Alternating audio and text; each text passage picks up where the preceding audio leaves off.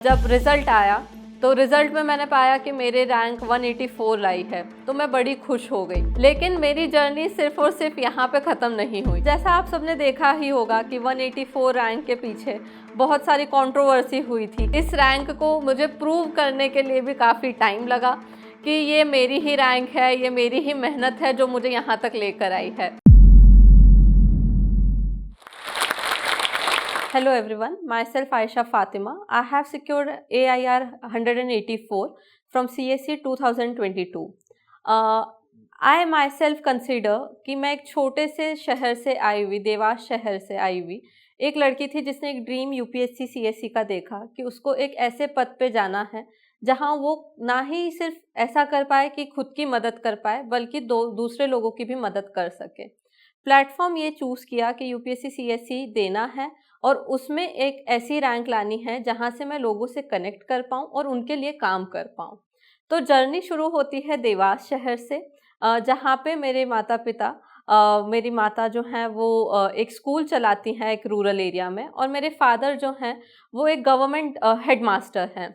So both were there in the education sector. मेरी जो mother हैं वो एक रूरल एरिया में स्कूल चलाती हैं, तो वहाँ पे जो पावर्टी स्ट्रकन लोग हैं वो ज़्यादा दिखाई देते हैं, वो उनसे आप ज़्यादा नियर रहते हैं।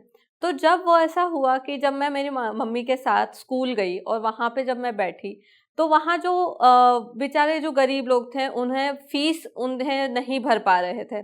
तो जब मेरी मम्मी ने उनसे पूछा कि क्यों नहीं भर पा रहे हो, तो उन्होंने उनकी इतनी सारी दिक्कतें बताई कि हमें राशन के लिए पैसे जुटाने पड़ते हैं, जो मतलब डेली की मजदूरी में उनके पास नहीं बचते हैं। डेली का वो सिर्फ सेविंग्स 10-15 रुपए कर पा रहे थे। तो उसके कारण जो उनकी जो मात्रा थी, जो माल न्यूट्रिशन बढ़ रहा था, उनमें जो एक लेवल ऑफ नॉलेज जो उनमें होना चाहिए उस एज पे, वो भी कम होता जा रहा था। तो उस चीज़ ने मैं रियलाइज़ किया कि सिर्फ एजुकेशन एक रूरल एरिया में प्रोवाइड करना या एजुकेशन ओवरऑल इंडिया में प्रोवाइड करना is not enough. For our country there are various things that needs to be done like health, कि जहाँ पे एक ऐसा सेक्टर है कि जो हमें अगर हम उसे बढ़ाएं तो उसके माल न्यूट्रिशन लेवल कम होगा, पावर्टी लेवल कम होगी। तो मुझे वहाँ से एक प्रेरणा मिली कि एजुकेशन सेक्टर ही नहीं, मुझे बहुत सारे सेक्टर्स में काम करना है, जिसका सबसे बढ़िया प्लेटफॉर्म होता है सिविल सर्विसेज एग्जामिनेशन। जब मैंने ये रियलाइज़ किया कि सिविल सर्विसेज जाना है, लेकिन मुझे ये भी मालूम था कि उसमें जो सक्सेस रेशियो रहता है वो बहुत कम रहता है, एंड इवेंचुअली अगर आप फेल हो जाते हैं so you have no options left. तो जब मेरी रुचि मैथ्स में थी तो मैंने मैथ्स से सबसे ज़्यादा मुझे लगा कि सबसे अच्छी स्ट्रीम होगी इंजीनियरिंग करना, ताकि मेरे पास एक बैकअप भी रहे कि if any case I fail in the UPSC exam में, उसके 6 अटेम्प्ट सारे ना निकाल पाऊँ, तो मेरे पास एक ऐसा बैकअप रहे जहाँ पे मैं फाइनेंशियली स्टेबल हो पाऊँ और फिर लोगों की मदद कर पाऊँ।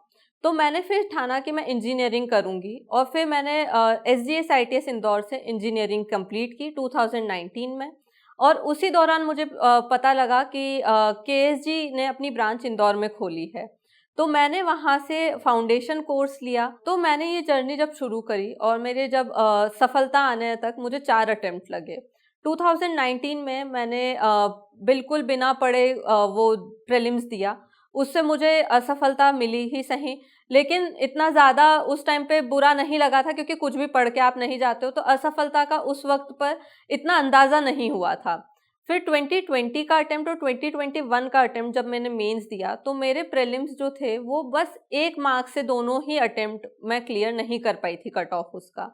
तो वो अटेम्प्ट मुझे बहुत ज़्यादा दुखी करने वाले लगे, वो एक इमोशनली आपको थका देने वाले लगे, क्योंकि आप इतनी मेहनत करके जाते हो और जब आपका अटेम्प्ट सिर्फ इसलिए नहीं होता क्योंकि आपने 2 या 3 क्वेश्चंस जो हैं वो आपने लास्ट मोमेंट पर चेंज कर दिए, क्योंकि आपको लगा कि अरे नहीं मैंने गलत सोचा होगा, और आपने वही हुआ कि आपने एंजाइटी को कॉन्फिडेंस के ऊपर आने दिया।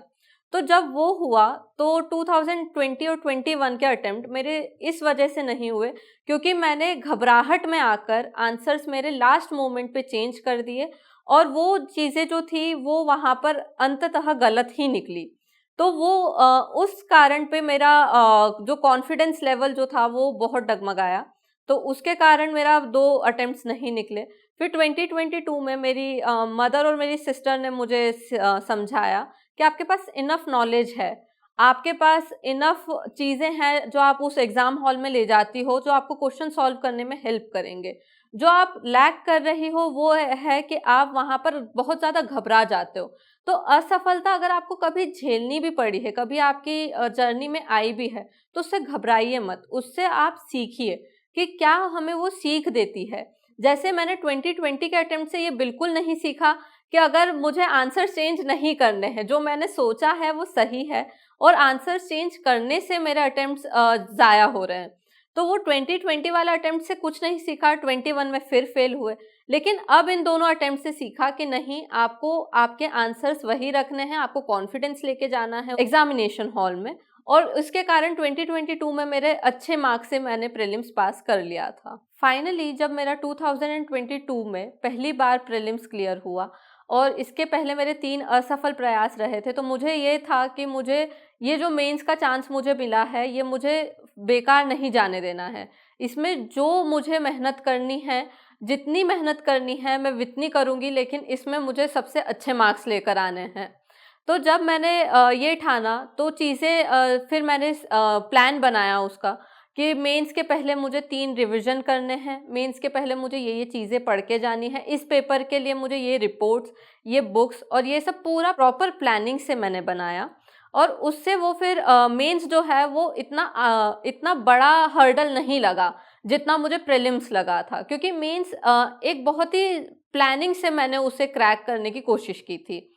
और फिर उसके बाद इंटरव्यू का कॉल आया, तो इंटरव्यू के कॉल के लिए भी मैंने यही चीज़ें करी कि पहले अपनी प्लानिंग करनी है। मुझे केएसजी से वो भी मिला, सपोर्ट भी मिला कि आपको डैफ, डेटा और आपकी खुद का पर्सनालिटी पे ध्यान देना है। तो ये चीज़ें मैं उस इंटरव्यू के दिन लेके गई और उसने, मुझे लगता है उसने भी मुझे एक बहुत बड़ी सफलता में एक पार्ट रहा वो। उसके बाद फिर जब रिज़ल्ट आया तो रिज़ल्ट में मैंने पाया कि मेरे रैंक 184 आई है, तो मैं बड़ी खुश हो गई। लेकिन मेरी जर्नी सिर्फ़ और सिर्फ यहाँ पे ख़त्म नहीं हुई। इसके आगे भी मुझे इस रैंक को मुझे प्रूव करने के लिए भी काफ़ी टाइम लगा कि ये मेरी ही रैंक है, ये मेरी ही मेहनत है जो मुझे यहाँ तक लेकर आई है। जैसा आप सबने देखा ही होगा कि 184 रैंक के पीछे बहुत सारी कंट्रोवर्सी हुई थी कि सेम रोल नंबर पे सेम नेम की 2 लड़कियाँ हैं।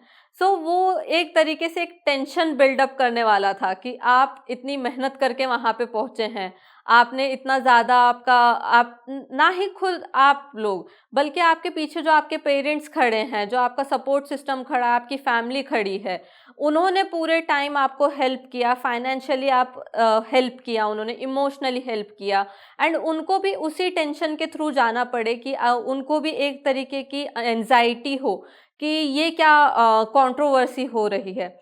तो वो जब वो रिज़ल्ट एक जो आपको एक बहुत ही ज़्यादा पीस देने वाला रहता है, मेरे लिए वो रिज़ल्ट भी पीस देने वाला नहीं रहा।